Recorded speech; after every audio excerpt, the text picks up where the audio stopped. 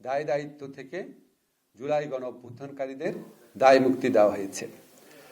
এটা হচ্ছে জুলাই এবং অগাস্টে সংগঠিত কার্যাবলী, জুলাই অগাস্টে। এখন প্রক্রিয়াটা কি হবে? প্রক্রিয়া হচ্ছে অলরেডি যদি কোনো মামলা হয়ে থাকে, জুলাই গণ অভ্যুত্থানকারীদের বিরুদ্ধে ফৌজদারি মামলা, রাজনৈতিক প্রতিরোধের উদ্দেশ্যে সংগঠিত কার্যাবলীর কারণে যদি কোনো ফৌজদারি মামলা হয়ে থাকে, তাহলে সেই মামলাগুলো প্রত্যাহার করার পদক্ষেপ সরকার নিবে এবং এখন থেকে নতুন কোনো মামলা করা তাদের বিরুদ্ধে জুলাই অগাস্টে সংগঠিত রাজনৈতিক প্রতিরোধের উদ্দেশ্যে সংগঠিত কার্যাবলীর দায় দায়িত্ব থেকে এর জন্য যদি কোনো নতুন মামলা করা হয়, সে নতুন মামলা করা যাবে না। অলরেডি যে মামলা করা হয়েছে সেগুলি প্রত্যাহার করা হবে, আর নতুন কোনো মামলা করা যাবে না। আপনারা কয়েকটা জিনিস লক্ষ্য করবেন, আমি বারবার রাজনৈতিক প্রতিরোধের উদ্দেশ্যে শব্দটা ব্যবহার করছি। জুলাই এবং অগাস্ট মাসে কেউ যদি রাজনৈতিক প্রতিরোধের নামে ব্যক্তি এবং সংকীর্ণ স্বার্থে কোনো হত্যাকাণ্ড ঘটায়, সেটার ফৌজদারি দায় দায়িত্ব থেকে সে রেহাই পাবে না। এখন কোনো হত্যাকাণ্ড ব্যক্তিগত এবং সংকীর্ণ স্বার্থে জুলাই গণ অভ্যুত্থানের সাথে রিলেটেড না, রাজনৈতিক প্রতিরোধের উদ্দেশ্যের সাথে রিলেটেড না, লোভের বশবর্তী হয়ে বা প্রতিশোধ স্পৃহা থেকে ব্যক্তিগত এবং সংকীর্ণ স্বার্থে কেউ যদি হত্যাকাণ্ড ঘটায়, তাহলে তাকে দায় মুক্তি দেওয়ার উদ্দেশ্যে আইন করা হয় নাই। আইনটা করা হয়েছে এই ফ্যাসিস্ট সরকারের পতনের মাধ্যমে গণতান্ত্রিক ব্যবস্থা পুনরুদ্ধারের জন্য সংগঠিত কার্যাবলী, এবং সেই কার্যাবলীতে কালেকটিভলি যারা ইনভলভ ছিলেন তাদেরকে দায় মুক্তি দেওয়া হয়েছে। এখন প্রশ্ন আসতে পারে, কোন হত্যাকাণ্ডটা আপনার রাজনৈতিক প্রতিরোধের প্রক্রিয়ায় হয়েছে আর কোন হত্যাকাণ্ডটা ব্যক্তি এবং সংকীর্ণ স্বার্থে করা হয়েছে, যেটার সাথে রাজনৈতিক প্রতিরোধের সম্পর্ক নাই। এটা নির্ধারণের দায়িত্ব আমরা দিয়েছি মানবাধিকার কমিশনকে।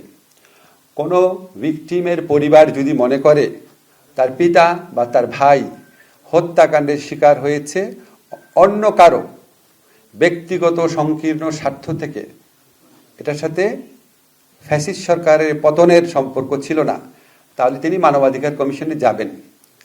মানবাধিকার কমিশন যদি দেখে যে সত্যি এটা ব্যক্তিগত সংকীর্ণ স্বার্থে করা হয়েছে, তাহলে মানবাধিকার কমিশন এটা তদন্ত করবেন, তদন্ত রিপোর্ট দিবেন আদালতে। সেই তদন্ত রিপোর্টই পুলিশের তদন্ত রিপোর্টের মতো করে গণ্য করা হবে।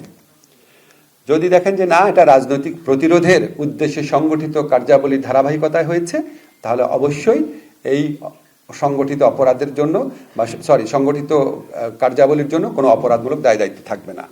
অর্থাৎ হিউম্যান রাইটস কমিশন যদি দেখে যে না, যেই হত্যাকাণ্ডটা ঘটেছে এটা রাজনৈতিক প্রতিরোধের প্রক্রিয়ায় ঘটেছে, সেটার কোনো দায় থাকবে না, সেখান থেকে দায় মুক্তি পাওয়া হবে। কিন্তু দেখা যায় যে ব্যক্তিগত সংকীর্ণ স্বার্থে করা হয়েছে, এটার অপরাধমূলক দায় দায়িত্ব থেকে অপরাধী রেহাই পাবে না। এই হচ্ছে মূল কথা। আপনাদের যদি কোনো প্রশ্ন থাকে আপনারা করতে পারেন। জুলাই অগাস্ট না, কোনো ডেট দেওয়া নাই। আপনাদের একটু স্মরণ করিয়ে দিই, আমাদের মহান মুক্তিযুদ্ধের পরে যখন দায় মুক্তি আইন করা হয়, সেই দায় মুক্তি আইন করাকালে 1972 সনের মুক্তিযুদ্ধ কিন্তু আমাদের শেষ হয়েছিল 1971 সনের 16 ডিসেম্বরে বিজয় অর্জনের মাধ্যমে।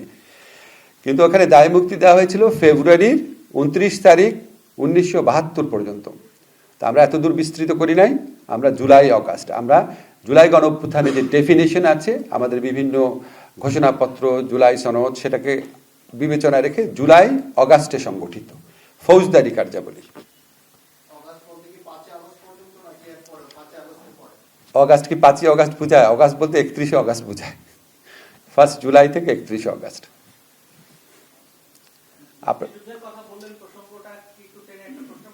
অবশ্যই পারেন, বলেন।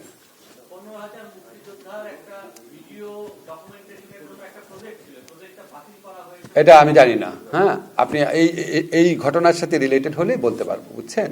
আর আমাদের যে দায় মুক্তিটা, এটার পিছনে আমাদের সংবিধানে যদি আর্টিকেল 46 দেখেন, সেখানে স্ট্রংলি এই ধরনের আপনার ল অ্যান্ড অর্ডার রেস্টোরেশন, তারপরে আপনার এনশিওর করা, এই সমস্ত দায় মুক্তি দেওয়ার বিধান আছে। পৃথিবীতে বিভিন্ন দেশে যখন গণ অভ্যুত্থান বা বিপ্লব হয়, এই সাম্প্রতিককালে আরব বসন্তের দেশগুলোতেও, সেখানেও এরকম দায় মুক্তি দেওয়া হয়েছে।